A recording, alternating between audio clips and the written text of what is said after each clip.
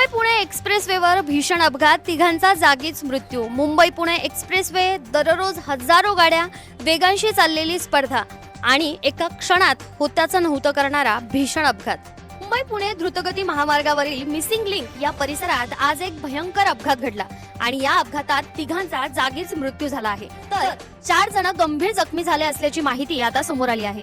घटनेनंतर संपूर्ण परिसरात एकच खळबळ उडाली आहे, कारण अपघाताची तीव्रता इतकी भीषण होती की काही वाहनांचा अक्षरशः चुराडा झाला।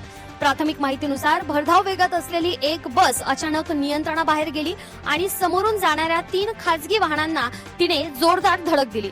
धडक एवढी जोरदार होती की वाहनांचे तुकडे रस्त्यावर विखुरले गेले आणि एक्सप्रेसवेवर काही काळांसाठी मोठी वाहतूक कोंडी निर्माण झाली। अपघाताची माहिती मिळताच पोलीस, महामार्ग सुरक्षा पथक आणि रेस्क्यू टीम तात्काळ घटनास्थळी दाखल झाली। जखमींना गाड्यांमधून बाहेर काढण्यासाठी मोठे बचाव कार्य राबवण्यात आले।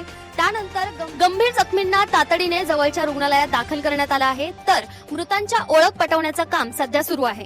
नेमका अपघात कशामुळे झाला? बस चालकाचं नियंत्रण सुटलं होतं का, की वेगच या अपघाताला कारणीभूत ठरला आहे? याचा तपास आता पोलिसांकडून सुरू करण्यात आला आहे।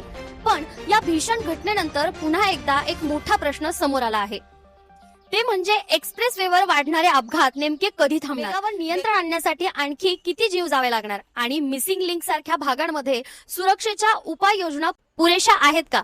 कारण एका चुकीच्या क्षणाची किंमत आज 3 जणांच्या जीव गमावून चुकवावी लागली आहे।